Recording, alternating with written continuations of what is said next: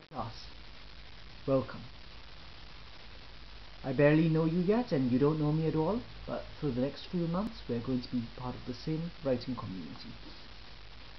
We're going to share with each other, critique each other, support each other, argue with each other, collaborate with each other, and form bonds with each other that will influence us for the rest of our literary lives, long or short as they may be.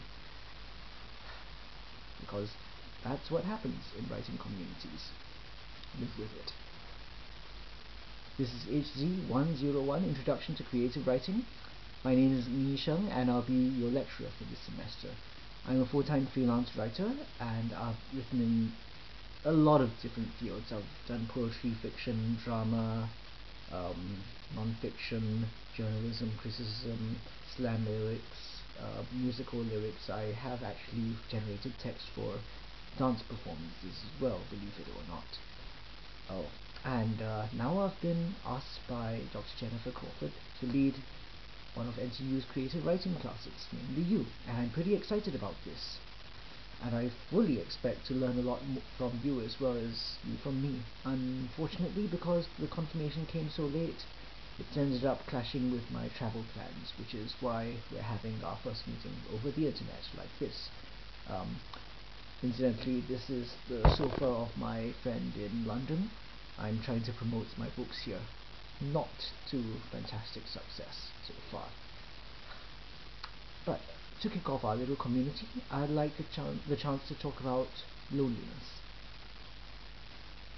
Yeah, I'd like to rewind all the way back to 1902, when the poet Rainier Maria Rilke wrote the first of his letters to a young poet.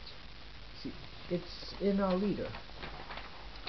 The letters to a young poet were compiled by the young poet himself, Franz Kappus. He was in Germany wondering whether or not he should go into the military, whether he should continue writing, and he decided to write his literary idol, Rainier Maria Rilke. And Rilke was just 27 at the time, but the responses he gave to Kappus, the correspondence that emerged, it's become known as sort of a textbook, a manual, a book of prayer for writers ever since then. And one of the inspirational bits of advice he said to stop sending his poems out to publishers and critics. You are looking outward, and above all else, that you must not do now. No one can advise you and help you. No one. There is only one way. Go within. This is what he said. Go within. Not outside to other people, but within. And he asked further questions. Why do you write? How would you feel if you were told it was forbidden for you to write? How would you describe the world if you were the first person alive, Adam, even the only person alive? Those are the questions that Rilke poses, and they aren't easy questions. They're troubling questions. But that's precisely what creative writers need. Discontent, doubt, fear, angst. The emotions that you feel when you think you're, the emotions you feel when you believe you're alone in the world. We tend to see loneliness as a negative state, but as a writer, you have to recognize that it's during those moments of extreme vulnerability and extreme solitude that you often feel the greatest emotional motivation to write, what people call the fire in your belly. And of course, don't forget that it's in moments of solitude that you will have to do the hard work of actually sitting down and to write. So how do you seek within? First, you'll have to keep a journal. This is a little notebook that you have with you at almost all times, where you can jot down ideas that come into your head, reflections on, like beautiful lines, anything, so on. And I would actually recommend that you have both a little document in your computer as well as a paper notebook. Take the paper notebook out with you so you can like jot in at any time. There's a very different way we express things when we write as well from when we type. I think that you'd be rewarded doing that. A smartphone notepad isn't quite enough, so have this notebook and this document. Like, have a journal. Second, you have to take time to write. Preferably you should write at least once a day. This is what established writers tend to do. They get up early in the morning and they write all day, until about lunch, and then they do errands. Of course, in Singapore, most of us writers have day jobs, so what some people do is they go home at night and they write before they sleep.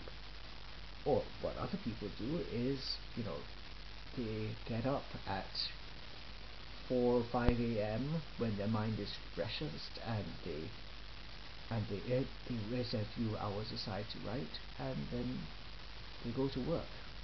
It requires a lot of discipline, which is not something that's often associated with people of a generation after the 80s, like myself, and you guys. But luckily, this is a school, and schools are here to impose discipline. So live with it. Third, you'll have to read. Read widely so that you can understand more about other forms and styles of writing. Read domestically, read stuff from Singapore so you know what's happening here. Read works from the past so you understand how they've created the culture we're in. Read works from the present so you understand where our culture is going. Some of you have already shared your favorite writers with me. Thank you for that. And I expect us all to go further, for us all to end up influenced by each other's favorite writers by the end of this.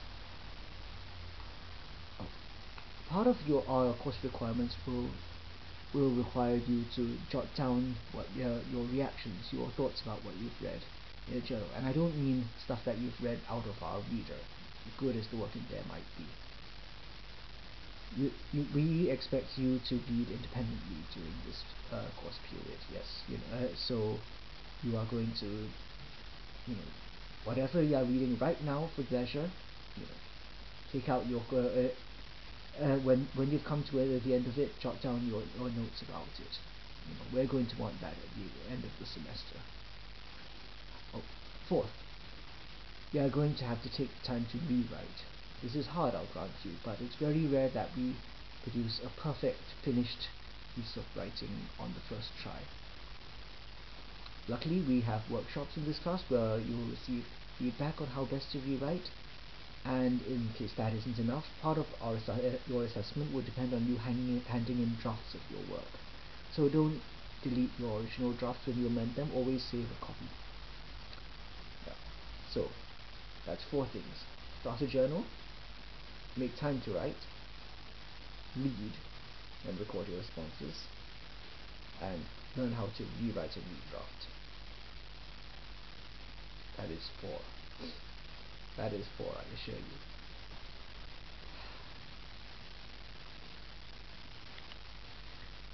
But it's not all solitary work, of course. As I said, this class is a community, and it helps for us writers to have communities. Yeah, and I'll like to take a moment to talk about my own experiences as a young writer, as a very young writer in 90s Singapore. I was in secondary school. I had the fortune to be involved in arts camps for young writers, where the most established Singapore writers, Edwin Bambu, Lee Tu Peng, these university professors, they came down and they helped us. By the way, I don't actually have a PhD, so you can't call me doctor. In junior college, I was part of a creative writing club that organized afternoons of poetry and music for amateur writers from secondary school and JC, and also for professional writers, and again they made their appearances. And when I was in my army days, I started having my work accepted into collections of Singapore writing. and I realized later that this was a time when there was a small group, but a very energetic, committed group of amateur writers that was putting together poetry readings and publishing anthologies and setting up online journals. And as an amateur writer, I was invited to be part of those readings. And as I developed, I watched the Singapore English language literary scene grow to its current size with its readership and its regular publishing scene. And it's grown to where it is today. It's not something that was not fathomable to me in the 90s. But of course, right now, the English language scene, it seems very big to many of you, I'm sure. Because even though there's more readers around, more journals and more publishers, there's also a lot more writers that you feel you might have to compete with. There's writing programs in SMU, in NUS as well, Trying to make a difference in this scene is a lot more daunting than it used to be, but it is possible. It's essential, in fact, because it's always the small, committed, energetic groups of people that change things. And I hope in this class you'll find some of the beginnings, the seeds of such a grouping, of a community that could change things in the future. As you've been able to see from our syllabus, if you've read it, we're also going to lose 2 of our classes to public holidays, Chinese New Year and Good Friday. This probably means we should do a makeup class, a subject that we'll discuss later when everyone's present, and yeah. And also inside your syllabus, you'll see that there's several factors that contribute to your grade. Such as turning up on time, such as handing in your work on time, and handing in the various assignments. I'm not going to go through all of them right now. Just print it and read it, and if you've got any questions, email me. We will have an assignment for next week. I'd like everyone to write down the first story you remember hearing, seeing, or reading as a child. Don't research it too much. Don't ask your parents what they told you. Don't go back to your original book. Rely on your imagination and your memory. And again, this assignment won't be graded, but this time a few of us will be sharing them in class.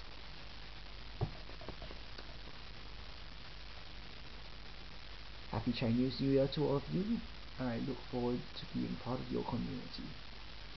This is Yi-Sheng, and I'll see you next Friday. Bye-bye.